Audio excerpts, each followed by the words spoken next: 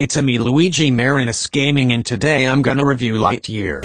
I may not have had the time to review this movie when it released on theaters 2 years ago, but I had to think about the movie some more to make a full-on review of it.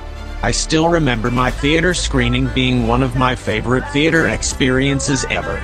But after 2 years since this movie came out, and theaters can go to infinity and beyond, and does the hype for this movie hold up? Well, let's find out. Now let me just point out that I love the sci-fi genre, and I think it's a very neat idea for Pixar to make a movie the Buzz Lightyear toy was based on. I even had it as one of my fan Pixar ideas a few years back. Lightyear is a sci-fi action-adventure and the definitive origin story of Buzz Lightyear, the hero who inspired the toy. Lightyear follows the legendary Space Ranger after he's marooned on a hostile planet 4.2 million light-years from Earth alongside his commander and their crew. As Buzz tries to find a way back home through space and time, he's joined by a group of ambitious recruits and his charming robot companion cat, Socks. Complicating matters and threatening the mission is the arrival of Emperor Zurg, an imposing presence with an army of ruthless robots and a mysterious agenda. With this kind of plot summary, you know that Pixar has some great ideas to work with. I like the idea of it being a sci-fi adventure of Buzz taking down Zurg, and it doesn't feel tiresome.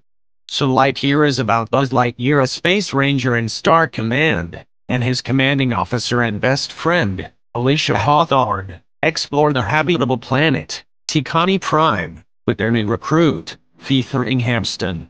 They are forced to retreat to their exploration vessel after discovering that the planet hosts hostile life forms. Buzz damages the vessel during the retreat, forcing the crew to evacuate in order to conduct repairs and continue their journey. 1 year later, the crew have constructed a nascent colony along with the necessary infrastructure to conduct repairs.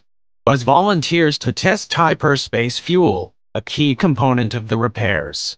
However, after a 4-minute test, he finds that 4 years have passed on Tikani Prime, due to the effects of time dilation from having traveled at relativistic speeds. Buzz is introduced to Socks, a robotic feline, and continues testing the hyperspace fuel.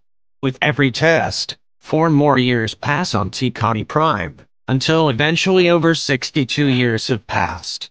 During this time, the colony develops. Alicia raises a son with her wife Kiko, subsequently dying of old age, and Socks improves the fuel's composition, allowing it to obtain faster than light speeds. Buzz Lightyear meets Izzy Hawthorne after achieving hyperspeed. He discovers that 22 years have passed. Buzz Lightyear meets other space rangers like Mo Morrison and Darby Steele. There are some pretty enjoyable side characters that go along with Buzz Lightyear to stop Zurg. I like Mo Morrison and his pen joke, which kinda reminds me of when Benny from the Lego Movie wants to build a spaceship and his ideas always get denied until one big paid-off moment. There's also Izzy Hawthorne, who's afraid of space, but at the climax of the movie gets to win over her fear. There's also Darby, who likes to grab weapons that make things explode. I also really like the bonding with Buzz Lightyear and Socks, whereas Socks can have the best jokes of the movie. I also liked Chris Evans' performance of Buzz Lightyear, and it kind of sounded like Tim Allen Buzz.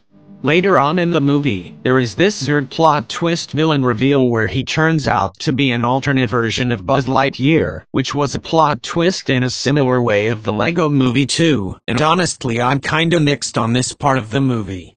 I really think this is my only real problem with Lightyear, because if it wasn't for the villain, it would have been perfect.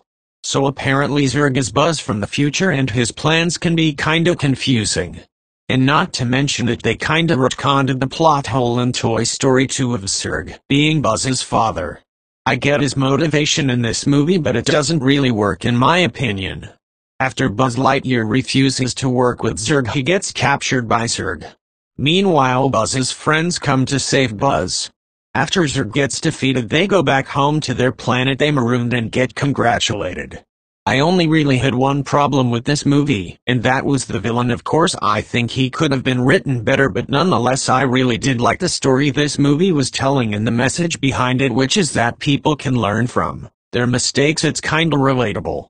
And it was so mature as well. I also thought the animation of it was great, just like always with Pixar, and this movie can use some photorealistic animation like Soul, but upgraded it to look even more beautiful with every details being on point and the character movements being hyper-realistic. There were also 3 post-credit scenes, where 2 of them are just some small jokes from the movie, and the third one is where Zurg gets revealed to still be alive, which could set up a sequel. I honestly thought this movie was better than Turning Red despite still loving Turning Red. I just like this movie kinda better than Turning Red. I didn't really get why this movie got some mixed reviews, and it was really unfortunate, but I do hope that this movie will get appreciated a bit more. And I didn't like the controversy about the gay kiss scene, because it's just 1 second and people should accept it. A same-sex kiss can be normal. It's okay if people have criticisms with this movie, but it won't let myself to stop loving this movie, and their opinions on Lightyear can be accepted even if I don't fully understand it. I can sometimes see where they're coming from.